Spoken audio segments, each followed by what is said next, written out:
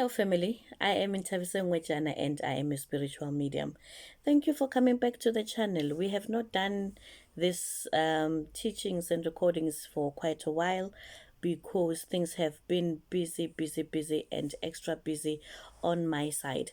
What have we been busy with? We have been going around province to province in South Africa, trying to reach out to the masses, trying to do real active healing that is beyond us doing the online consultations and certain services. So that has been going very well, exceptionally well.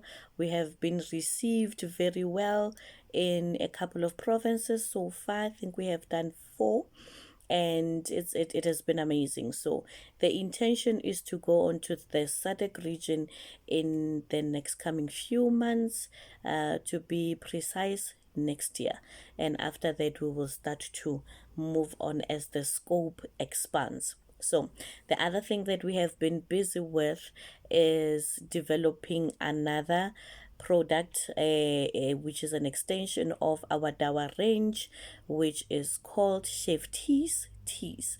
There is a person called Chef Tsulanang Majani, who the T is for Tsulanang, and he is developing a brand new range of teas, healing teas, medicinal teas on our behalf. Why? Because there is a thing here in Hillerville where, for whatever ailment that a person has, there is one set of herbs that are being prescribed. So you have a headache, you get an Imbiza, which is a blood tonic. You have stomach cramps, you get a blood tonic. You have any other issue that you might be experiencing, and you always get a blood tonic. So now with this medicinal range, it's a blend of spiced teas, mixed with herbs, of course, so that we are really targeting the ailments as they are coming through. I'm particularly very excited about this range because we've always wanted to have a wing like that on the Dawa. So everything that is a consumable, it's now going on to Chef T's range, because he's a chef. He can make it taste nicer, and it is well blended. It is well thought. It is well blended.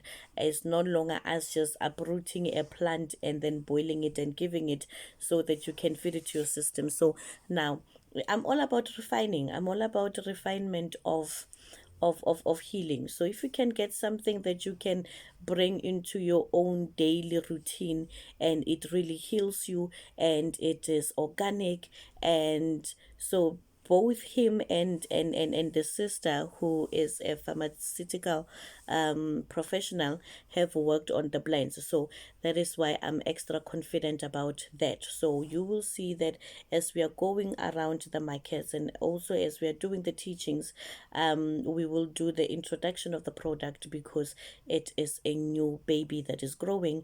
And so far the reception has been amazing, and we are utterly grateful for such. So your continued love and your support and your faith in what ancestors are doing through us into your lives has been absolutely amazing, and it makes it really all worthwhile. So we've also been doing some TV work, and this is a new market. We are getting new exposure, I suppose, and if we do find enough time to go and explore it, we shall do it even further. So we've been on ETV, the morning show. I believe that most of you have seen the videos. So if really time allows, because healing takes up just a chunk of time. So because now our bookings are done way in advance, sometimes it just becomes a bit of a chock-a-block trying to slot new projects in. But nonetheless, exposure, any so as a former media person, or as a qualified media person, they're saying any publicity is good news, any news is good news. So let's get into the news that we are popular for, that we have come to be known for, the teachings.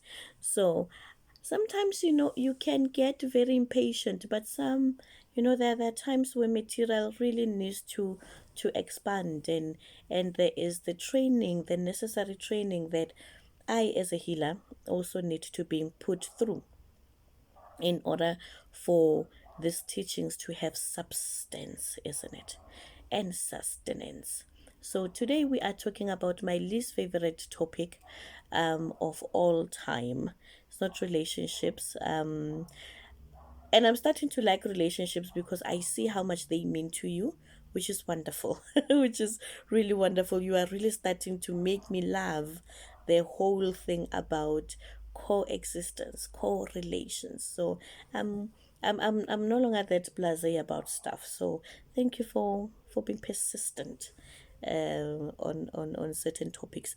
My one other least favorite topic of all time is obviously witchcraft, and here we need to do a teaching because it is as built up on the teachings that we've been doing on blessings, the three-part teaching on blessings, and I had to do one of restoration. When you have lost the blessings, how do you restore them back? But now this teaching keeps on coming and intercepting the flow of thought, so we do as spirit leads. Now, if you work on an understanding of how blessings work, blessings are generational, blessings, one gets to be chosen for blessings, blessings can be lost, blessings can be restored, blessings can move from one element of just being a mere typical blessing to a level of anointing where you are well entrenched in the blessing that you have, that is starting to reach the level of mastery. And for certain things, you would have went through your own personal journeys in order for you to accumulate and for you to understand how these systems work. So let's use that as a building block. What happens when you are born in a family that specializes in curses and spells? So, you know, out of the people that are watching and getting the teachings, some of them really require the information that we are giving out. Some of them require to exercise their own alternative blessings. Now, in order for us to have a constructive discussion on witchcraft, we have to take religion out of it, because witchcraft is it's a practice of spells, whether to bring good things and to bring bad things. Now, here in African shows, and normally when you hear witchcraft, your mind automatically goes on to the negative. But witchcraft has nothing to do with religion. Witchcraft has been a practice from then in the 16th century when people did it, and they used to be witch hunts. And witch hunts was another way of perpetuating femicide, where only women were being killed for becoming witches, and yet there were men who were also practicing witchcraft. So it is also a highly politicized term if you look at it, especially coming from a westernized European culture, and you have people who proudly will then say, I am a witch and I practice spells. So you look at these people who practice certain things around the full moon, and that is that is when you get the cosmology, the cosmos, to be highly active, and that is why spells that are done during the full moon are this active. They are that successful. They are that yielding the most positive of results. And people who have been practicing witchcraft understand that, even though the type of a moon, the wolf moon, the pink moon, the blood moon, they would know that certain moons will give you a much more longer, it will give you longevity on the spell that you are putting onto somebody, whether good or bad. So a spell, it's a word that can be used in its duality, isn't it? So it can also be a ritual, a spell, a ritual, synonyms of the other. But in our cognitive sense, when you hear a word, you automatically are bracketing it to mean something. So I want us to have this discussion when we are not thinking about one, religion, two, race. And I will tell you why I am saying let's keep the race out of it. There are clients, and you would say to a client, I see that you bought a house, and this house, it has not been dedicated, it has not been cleansed, and it has not been dedicated to assimilate to your own energy. Why is that? And a client would then say to me, no, I bought it from a white person. And I'll be asking, so why didn't you cleanse it? Because Gogo, I bought it from a white person. And I wonder, if you are picking up a bad spirit in that house and you bought it from a white person, does it mean that witchcraft and spells are then confined within the issues of race? And if that's the logic, then really black people have it very hard. Our black lives are going to matter until they don't matter anymore, until they matter again. But in each and every culture, in each and every tribe, in each and every ethnic group, in each and every race, there is good and evil. So you would have remembered teachings about there are only two kinds of energies, good and evil. There's only two kinds of energies, fear and love, right? So you are either operating from the one or the other. Now, in each and every denomination, if there are good people, there are also bad people, right? Spread that across race, culture, creed, anything you want to spread it across. They are good and bad. So if now a certain person of another race was living in this house, but they were using certain spirits, when you are coming as a different race, the same spirit will still continue, because whatever place you are inhabiting has been dedicated to a particular spirit that is not your own, that does not work well with you. So in you have Indians that have good and bad. That is why in each and every religion, in each and every culture, there are ways of removing spells and bringing good luck, removing spells and bringing good luck. That has nothing to do with a race. It has everything to do with an energy that has been brought in. Now, today I want to talk about descendants of witches. If you understand that there is a blessing that can be from one generation to the other, what happens when you come from a generation of people that have been witches? Because we are talking about this because people want to assume that I know that my great grandmother was a witch, and I heard that my grandmother from the father's side was also a witch, or from the mother's side. But for some reason, there seem to be a thing that convinces the grandchild that this is not going to affect me because I'm not interacting with it.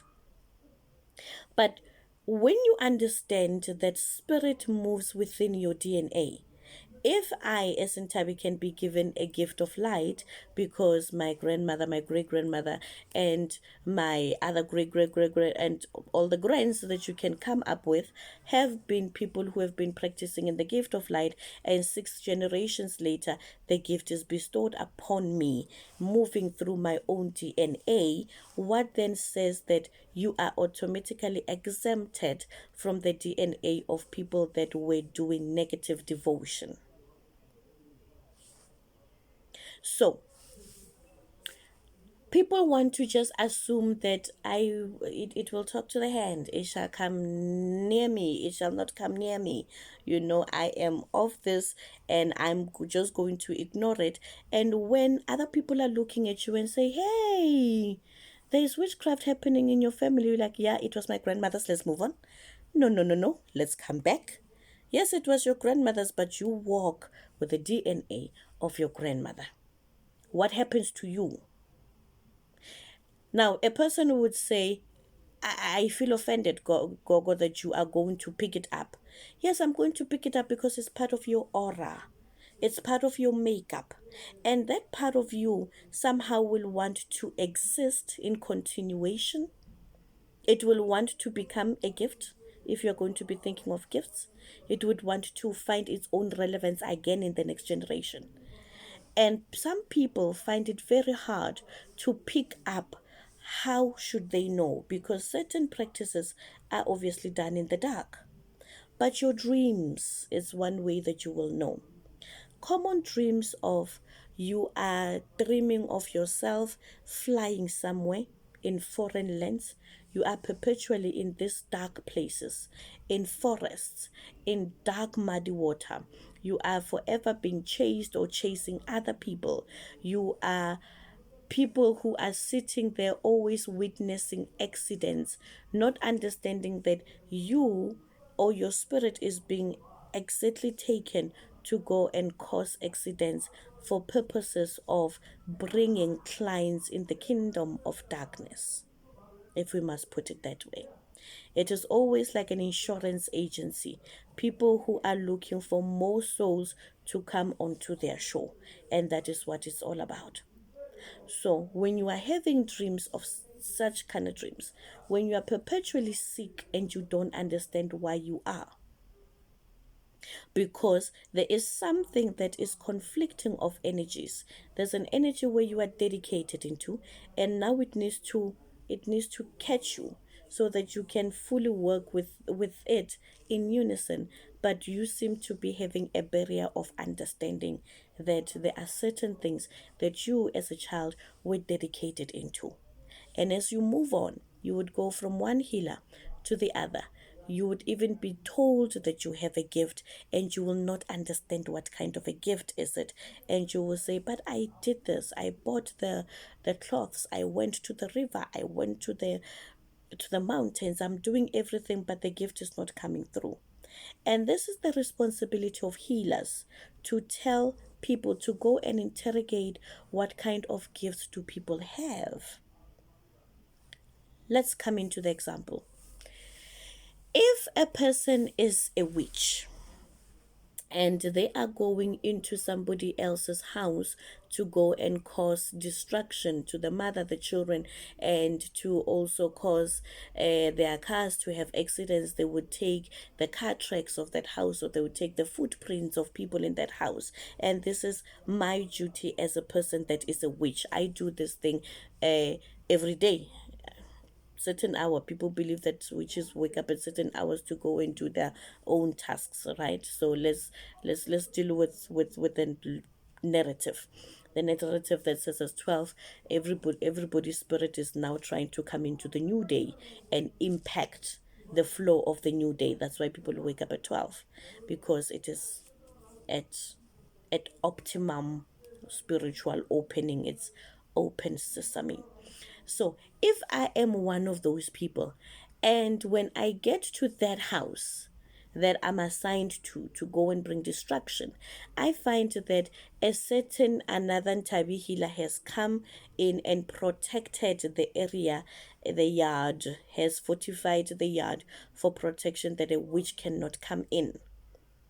And some people would say what's wareha, you get stuck, you get stuck, just to put it in a very loose way. Your mission is aborted, that you can't go and impact that house negatively. And what then happens to you?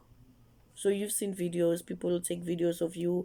Look at whose mother, look at this one's grandmother, look at the child from that other house. People would take videos. But spiritually, you would still need to go and come back the next day, right? So who do you go to? You go to a healer of witchcraft. You go to a healer that practices witchcraft, and they will give you new tactics of how to then enter the house that you could not enter into the previous day. And that is a gift.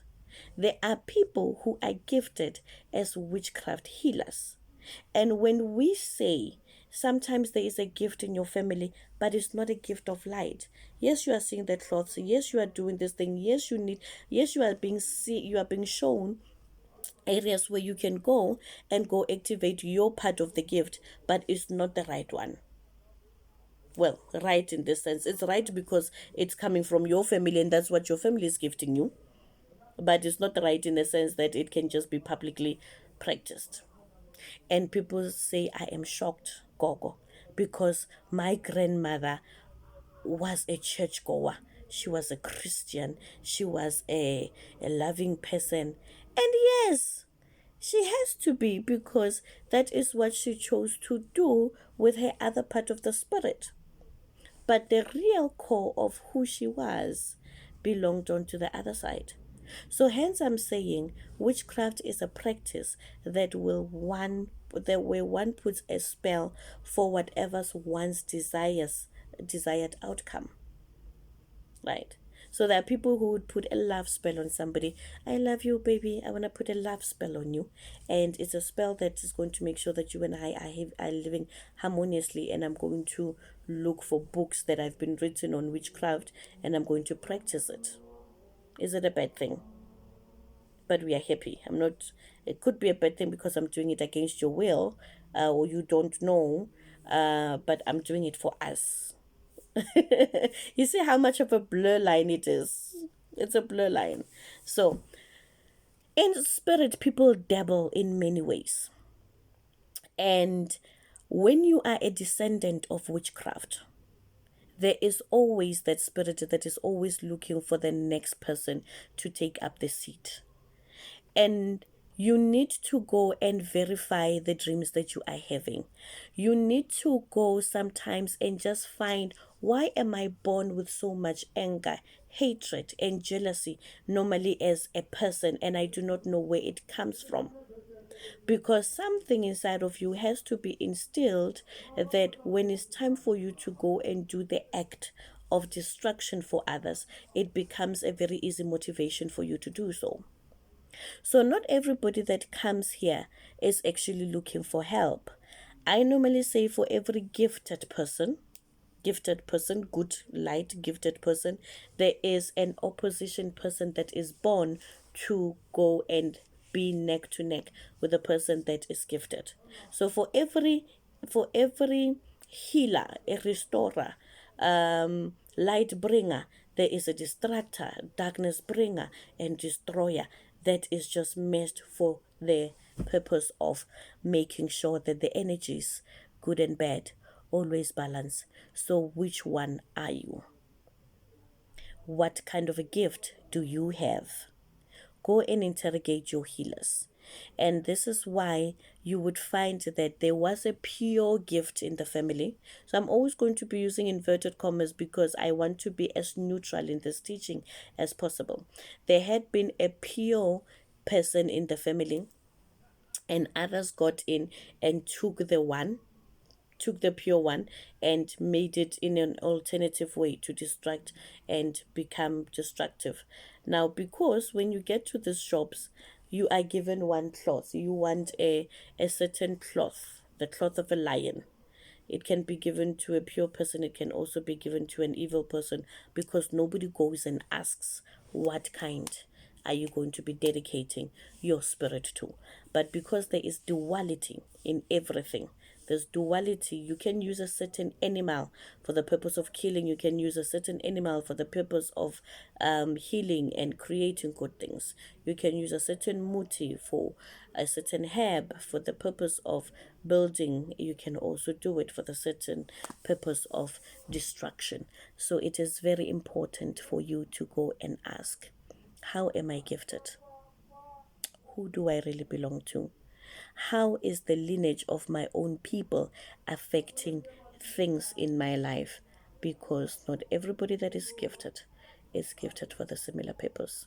I'm Tabisong Wechana, and thank you for joining me.